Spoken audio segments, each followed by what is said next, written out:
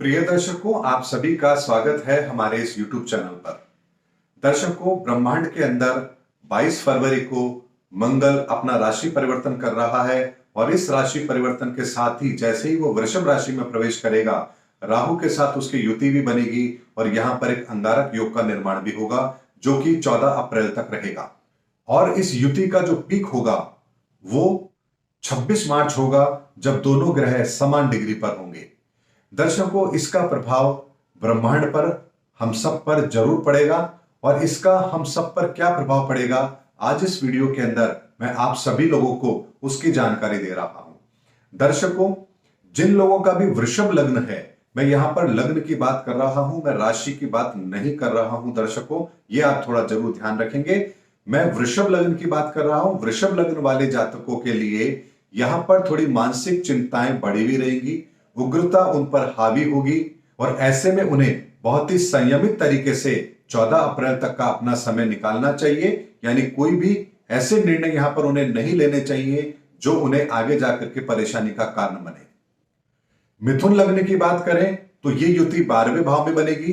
12वें भाव में ये युति उनके अस्पताल के खर्चे बढ़ाएगी, दुर्घटना योग बनाएगी, साथ ही यहां पर उन्हें वाहन भी बहुत ही सावधानी से चलाना चाहिए।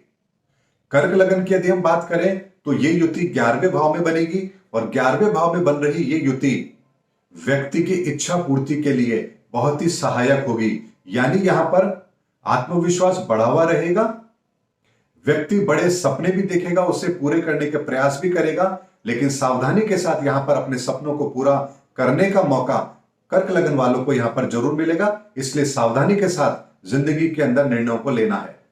सिंह लग्न की यदि हम बात करें तो ये युति 10वें भाव में बनेगी और 10वें भाव में ये युति व्यक्ति को किसी बड़े कार्य को करने के लिए प्रेरित करेगी।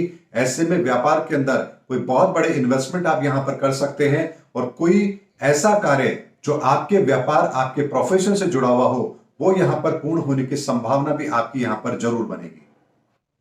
कन्या लग्न की अगर हम बात करें तो यहां पर ये युति 9वें भाव में बनेगी। 9वें भाव में ये युति पिता को लेकर के चिंताएं देंगी, स्वास्थ्य को लेकर के चिंताएं देंगी, साथ में यहां पर व्यक्ति के पराक्रम के अंदर कमी देखने को मिलेगी, भाग्य यहां पर साथ नहीं देगा, कॉन्फिडेंस में कमी भी आपको यहां पर देखने को जरूर मिलेगी। तुला लग्न की यदि हम बात करें तो ये युति 8वें भाव में बनेगी। हर कार्य में आपको रुकावट महसूस होगी, डिप्रेशन हावी होगा, मन के अंदर बेचैनी बहुत रहेगी, परिवार के अंदर मन कम लगेगा और साथ ही धन का अपव्यय भी यहां पर जरूर होगा। वृश्चिक लग्न की यदि हम बात करें तो यहां पर ये युति 7वें भाव में बनेगी और 7वें भाव में बन रही ये युति कामकाज को लेकर के ठीक है, लेकिन यहां पर यदि पार्टनरशिप में काम कर रहे हैं तो वहां पर पार्टनरशिप खराब होने की संभावना बनती है। कुछ डिस्प्यूट यहां पर पैदा होंगे, डेली सोर्स ऑफ इनकम में आपको कुछ कमी महसूस जरूर होगी।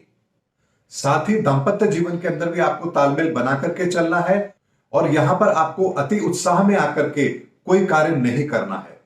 धनु लग्न की यदि बात करें तो ये युति यहां पर 6ठे भाव में बनेगी और 6ठे भाव में बन रही ये युति यहां पर किसी तरह का कोई बड़ा नुकसान यहां पर नहीं कराएगी, लेकिन व्यक्ति नियम कायदों को फॉलो नहीं करेगा। ऐसे में आपको यहां पर नियम कायदे फॉलो जरूर करने चाहिए। कोई बड़ा कर्ज आपको यहां पर इस समय पर नहीं लेना चाहिए और ना ही अपने धन को किसी को इस समय पर आपको उधार देना चाहिए। साथ ही यदि कोर्ट कचहरी से आप अपने आप को बचा के रखें तो यह समय आपके लिए ठीक रहेगा। मकर लगन की बात करें तो मकर लगन के अंदर ये युति यहां पर 5वें भाव में बन रही है और 5वें भाव में बन रही ये युति संतान को लेकर के जो बाधाएं हैं उनको दूर करने का आपका प्रयास होगा। मानसिक चिंताएं थोड़ी रहेंगी, लेकिन फिर भी आप अपनी परेशानियों को बहुत हद तक हल करने में कामयाब भी होंगे और यहां पर आपको मैनेजमेंट स्किल अपनानी है, यानी कि धैर्य के साथ अपने काम को आपको अंजाम देना चाहिए ताकि यहां पर आपको इस युति के कोई नेगेटिव इंपैक्ट देखने को ना मिले। कुंभ राशि की यदि हम बात करें तो ये युति यहां पर 4थे भाव में बनेगी और 4थे भाव में बन रही ये युति आपको यहां पर माता, वाहन, भूमि, गाड़ी, जमीन जायदाद उसके सुख के अंदर आपके लिए यहां पर यदि कोई रास्ते बंद हो रहे थे तो उन्हें खोलने का आपको मौका भी मिलेगा। प्रॉपर्टी से संबंधित कोई विवाद यदि यहां पर थे तो वो भी आपके सॉल्व होंगे। साथ ही यहां पर माता को लेकर के आपको थोड़ी चिंता रह सकती है, इसलिए उनके स्वास्थ्य का ध्यान भी आप जरूर रखें।